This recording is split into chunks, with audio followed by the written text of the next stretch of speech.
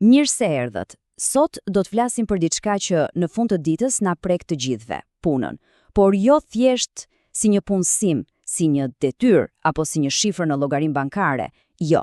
Do përpiqemi të gërmojmë pak më thellë, të zbulojmë atë kuptimin shoqëror të saj, atë qëllimin që shpesh na humbet në vrrullin e përditshmërisë. Pra, le t'ja nisim.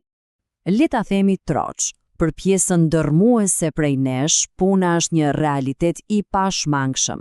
Është ajo që na siguron ushqimin në tryez, një çatimi i koke, mundësinë për të kujdesur për familjet tona. Ky është themeli, apo jo, pika zero nga ku nis gjithçka, dhe është një themel absolutisht jetik.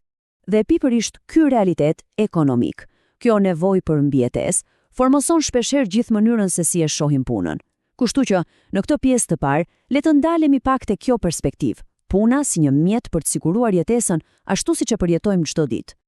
Në botën moderne, puna jon shpesh futet në ca kuti të matshme. Vlerësohemi përmes metrikave të ftohta. Së pari, sa produktiv jemi, sa shumë punë nxjerrim, pastaj çfarë statusi kemi arritur, ku ndodhemi në hierarkinë e kompanisë, dhe natyrisht pyetja e madhe, sa është shpërblimi financiar. Këto bëhen lehtësisht matësit kryesor, jo vetëm të suksesit, por ndonjëherë edhe të vlerës sonë si njerëz. Dhe ja ku arrim në një udhëkryq shumë të rëndësishëm. Nga njëra anë e kemi këtë perspektivën ekonomike, ku puna është thjesht një mjet për të fituar para dhe për të mbijetuar.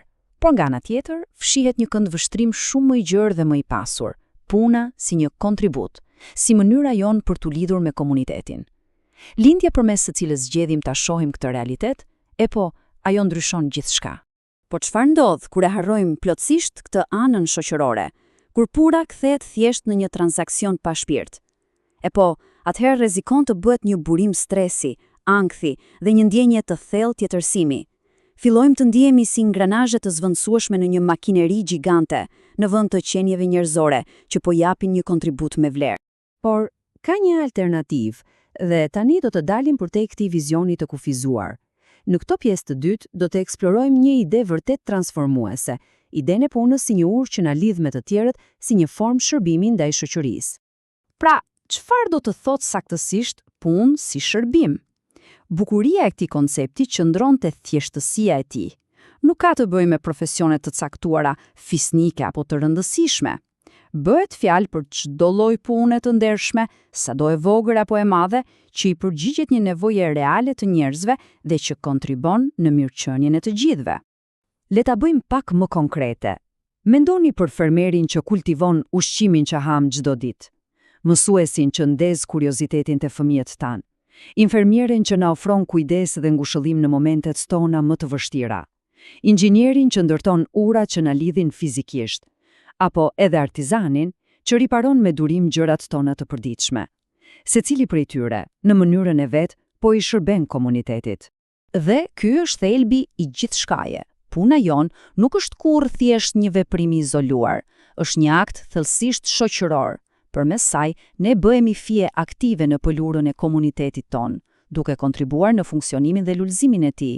Vetëm kjo ide ka fuqinë të ndryshojë plotësisht mënyrën se si e shohim rolin ton në botë.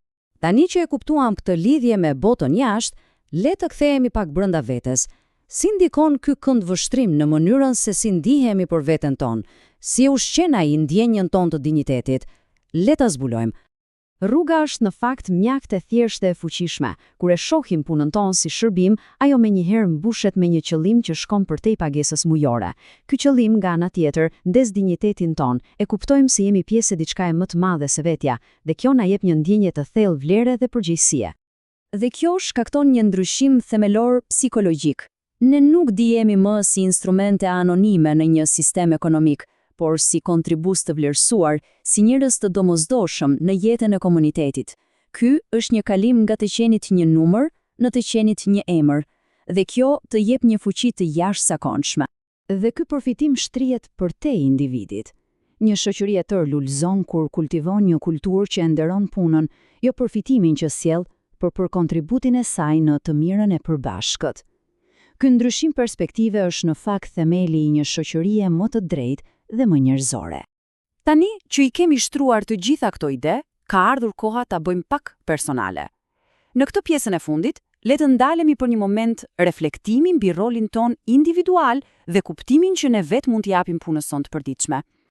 Pra, kjo është ftesa jonë, të riimagjinojmë punën, të mos e shohim atë thjesht si punësim, një kontratë e ftohtë, por si formën tonë më thelbësore të pjesëmarrjes në jetën e shoqërisë. Ky ndryshim i vogël në fjalë nga punësim në pjesëmarrje mund të ketë një ndikim të jashtëzakonshëm. Dhe kur një shoqëri mendon kështu, krijohet një efekt zinxhir pozitiv. Ajo natyrshëm nxit bashkëpunimin mbi konkurrencën e verbër. Ajo promovon etikën sepse qëllimi final është shërbimi, jo fitimi me çdo kust. Dhe, ndoshta më e rëndësishmja, ushqen respekt të thellë për çdo formë të punës së ndershme, nga ajo më e thjeshta te më e ndërlikuara. Dhe kështu, po e mbyllim me një pyetje për secilin prej nesh. Ju ftoj të ndaleni për një moment të vetëm. Mendoni përtej detyrave të ditës, përtej orarit dhe rrogës. Pavarësisht se çfarë bëni, si i shërben puna juaj komunitetit dhe botës përreth. Gjetja e përgjigjes për këtë pyetje mund të jetë çelësa për të gjetur një kuptim dhe një dinjitet më të thellë në atë që bëni çdo ditë. Faleminderit.